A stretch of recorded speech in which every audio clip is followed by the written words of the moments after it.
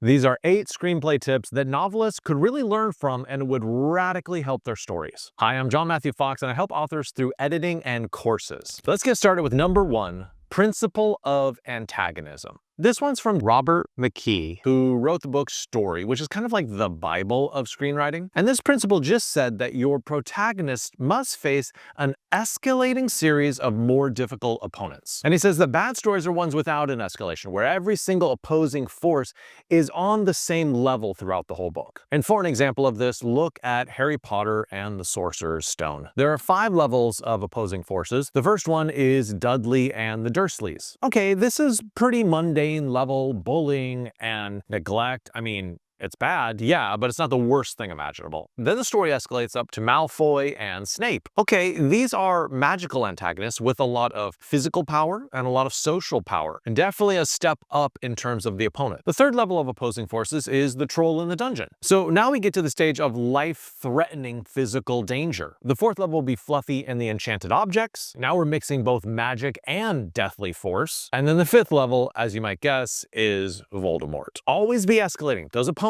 that your protagonist was forced to face. Also, remember that opposing forces don't only have to be beings, they can also be something like the weather or something very internal like the protagonist's sense of self-doubt. This next screenwriting tip is one that I built out as a book editor probably hundreds of times. It is number 2, in late, out early. This is scene advice, and it says that when you're writing a scene, you want to start that scene as late as possible, wait as long as you can, and then start right there. And then when you end the scene, end as early as you possibly can. So what does this do for you? It makes sure that your scenes aren't these bloated, overweight things with lots of extra before and after, but makes them really tight and really punchy. It only gives us the most entertaining part of your story. This advice came from David Mamet, who wrote movies like The Untouchables and Heist. But for example, we're actually going to look at a scene in The Dark Knight. This is a scene where the Joker is trying to recruit members to their organization, and he snaps a pool cue in half and then says, "All right, guys, there's only one spot.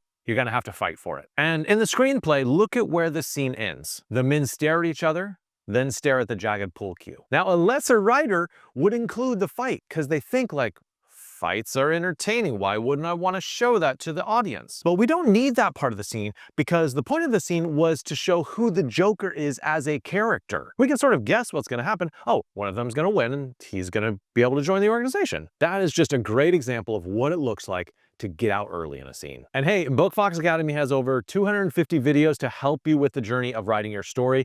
Make sure to check out the hundreds of testimonials on my website. And hey, come join the Bookfox clan. This next tip comes from a legend in the screenwriting industry, and it is number 3, structure your turning points. So the legendary Sid Field pioneered this concept in his book, Screenplay, The Foundations of Screenwriting, where he talked a lot about the 3-act structure and how that creates these 3 really pivotal points inside the narrative where you have to make sure something happens at those points or else it's going to be disappointing for the reader. Now, what are these specific points? It's at 25% of the way through your book, 50% of the way through your book, and 75% of the way through your book. And as writers, what you should do is look at these specific points in your book and ask yourself, like, what's the big event? What's the big turning point at that section of my story? And if you don't have one, you should ask yourself, why not? And to see this in action, let's look at the movie The Silence of the Lambs. The Act 1 plot point, which is about 25% of the way through the book, is Clarice meets Hannibal Lecter. So the direction of the story fundamentally changes. Then we have the big midpoint shift at 50% of the way through the story, where we learn that, oh, Buffalo Bill is someone who skins his victims alive. And then Act 2 plot point, which is 75% of the way through the story, we see Hannibal Lecter escape, which leaves Clarice on her own to solve the case. Now, you can use this as a way to map out your story before you write it, but you can also use it as a revision tool to see, like, how is my pacing working?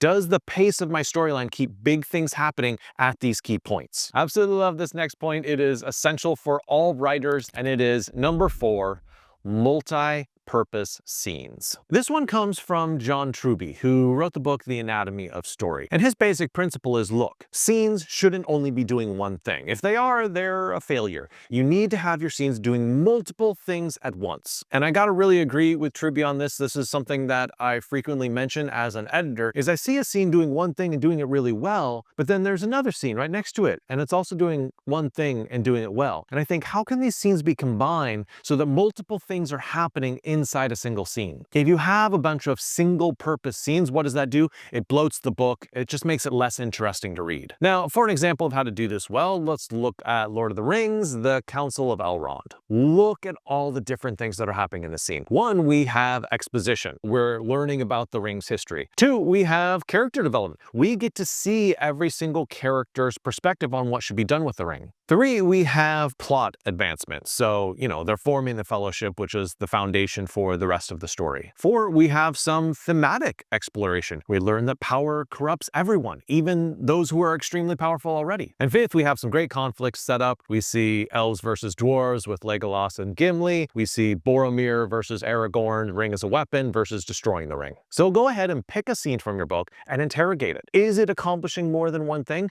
How many levels is it working on? How is it forwarding the story and establishing character and working on theme? Now, this next point is very clever. It is number 5, write characters smarter than you are. The person who came up with this was Brian Koppelman, and he is a writer of shows like Billions, Rounders, and Ocean's 13. And he points out, and I do think he's right about this, is that beginning writers tend to write characters who are dumber than they are. And most of the time, if you're not going for humor, dumb characters are simply not as exciting as smart characters. On the other hand, Koppelman points out that when he's working with pro writers, they almost always write characters who are smarter than they are. So let's look at some of Koppelman's films to see whether he follows his own advice. Okay, in Rounders, yeah, Matt Damon is kind of a genius at reading other people and knowing how to play poker. And yes, Ocean's 13 features a lot of incredibly smart characters as well, who simulate earthquakes and have faux reviewers and fake FBI agents. It's brilliant. And then in Billions, I always remember that scene where he's analyzing people and events to figure out how to make stock trades that will earn him hundreds of millions of dollars. So yes, your goal, especially with your protagonists, is to try to write them in a way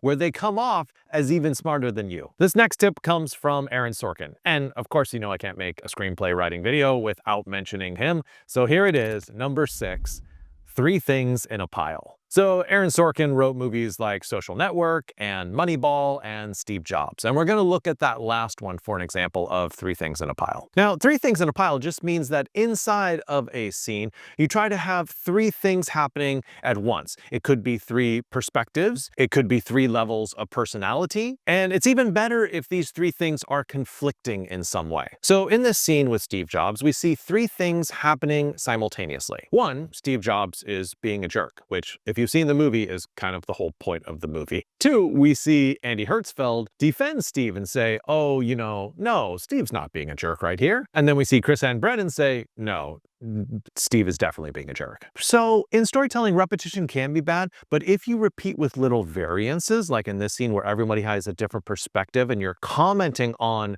Steve Jobs' jerkiness, then it actually becomes very entertaining. So in your scenes, especially if you have, say, 3 characters in your scene, work on having multiple perspectives clashing with each other. Now, this next insight is a 3-part principle. It is number 7, home, work, play principle. So you might know Blake Snyder, maybe not by the movies he's written, but certainly from the book he's written called Save the Cat. And this homework play principle addresses the problem of how do you introduce a character well before you have the inciting incident, which really starts the story. And Blake Snyder says that you want to show your protagonist on 3 different realms: the home realm, the work realm, and the play realm. If you can pull that off and do so quickly enough, then the reader's going to feel enough attachment to this protagonist to want to go on the journey with them. And for an example of this, check out Russell Crowe in the very first Gladiator. First, we see his home life. His beautiful wife is waiting for him. Next, we see him at work, being a very important Roman general. And third, we see him at play at the after party of his troops' victory. So once you've set up that introduction to the character, now it's time to have the inciting incident that starts the story and gets the character on their journey. Okay, I have saved the best for last. And now it's time for the final screenwriting tip that we're going to learn. And it is number 8.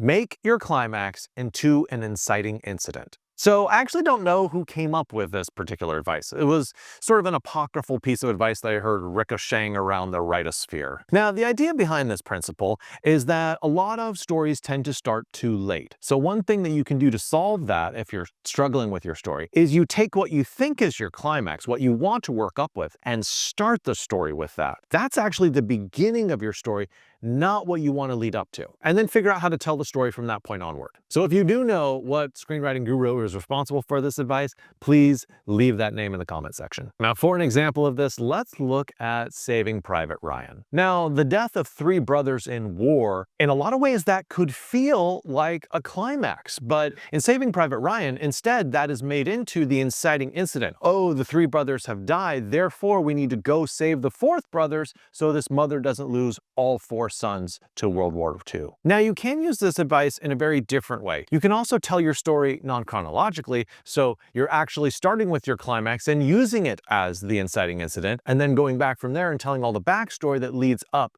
to that climax. That's a very different way to approach this advice, but I think both those approaches work. An example of this would be, say, Fight Club, where it starts with the gun in his mouth and the building's ready to collapse, and then we backtrack from there and tell all of the story that leads up to that point. Now, you might have watched this whole video and be like, John, you're really gung-ho on screenwriting and how they can help novelists. Well, maybe you should watch my counterpoint to this video, which is called Don't Let Movies Sabotage Your Writing. And this video is all about the ways that novelists should resist screenplay writing techniques, because there's a lot of things that only novelists can do. Check out Bookfox Academy if you haven't yet subscribed.